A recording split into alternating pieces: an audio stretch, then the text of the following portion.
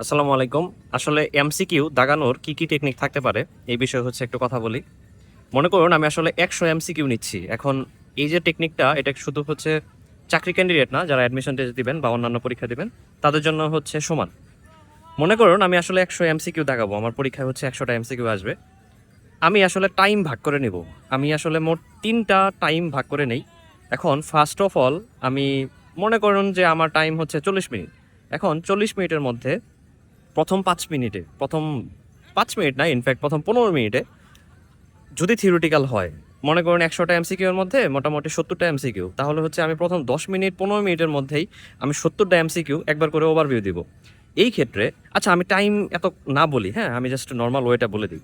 প্রথম ধাপে হচ্ছে আপনি এমন এমসিকিউ দাগাবেন যেটা হচ্ছে জাস্ট প্রশ্ন পড়লে আপনার মাথায় অপশনটা চলে আসবে, মানে অ্যান্সারটা চলে আসবে।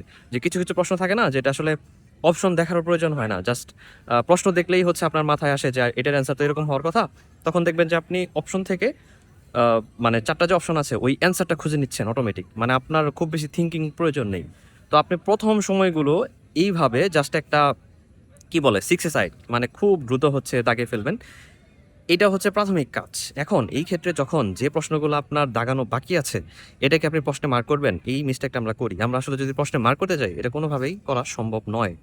আমার যেটা করণীয়, আমি সবসময় ফাঁকা জায়গাগুলো সবসময় ওএমআর থেকে করতাম। যে আমি ওএমআর এ চোখ বুলিয়ে যেতাম যে কোনোটা বাকি আছে কিনা। ওই অনুযায়ী হচ্ছে লাস্টে ওভারভিউ দিতাম।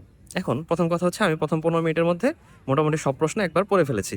এখন যদি আপনার মনে বিন্দুমাত্র কোনো কনফিউশন থাকে কোনো প্রশ্ন নিয়ে যে এইটার অ্যান্সার যেন কোনটা, আমার তো একটু চিন্তা করতে হচ্ছে, অথবা এরকম কোনো প্রশ্ন যেটা হচ্ছে দেখবেন অপশনে অনেক লম্বা লাইন আরকি, হ্যাঁ? যে এগুলা হচ্ছে পারতে খুব আ চিন্তা করতে হবে আপনার আপনার মাথায়, অথবা একটু সময় লাগবে। তো এই টাইপের প্রশ্ন যেগুলো আছে, এই প্রশ্নগুলোতে আপনি জাস্ট একটু সময় নিবেন আরকি। মানে আপনার ১ম ধাপে তাকানোর দরকার নেই। ১ম ধাপে হচ্ছে আপনি খুব শর্টে যেগুলা দাগাতে পারেন, খুব সিউর এগুলা হচ্ছে আপনি ১ম ধাপে তাকাবেন।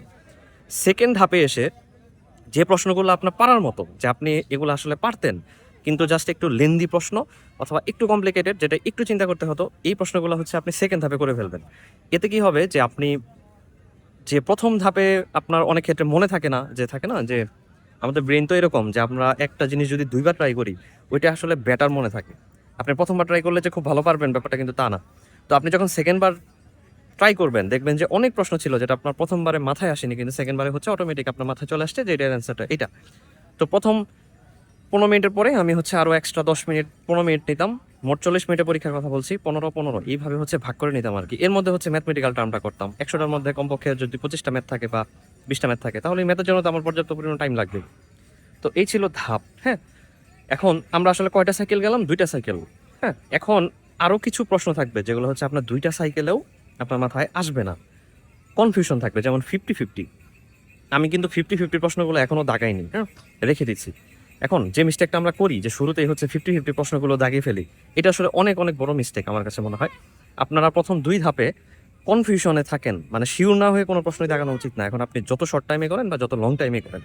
এরপরে হচ্ছে ৩য় ধাপে আপনি যাবেন। ৩য় ধাপের মধ্যে এখন আমি যেটা করতাম যে প্রথম ২ ধাপে আমি কতগুলো প্রশ্ন দাগিয়েছি এটা হচ্ছে আমি নোট করতাম। যেমন ১০০ টা এমসিকিউ এর মধ্যে দেখা যেত যে আমি 60 পরিমাণ দাগিয়ে ফেলেছি, ৬০ টা।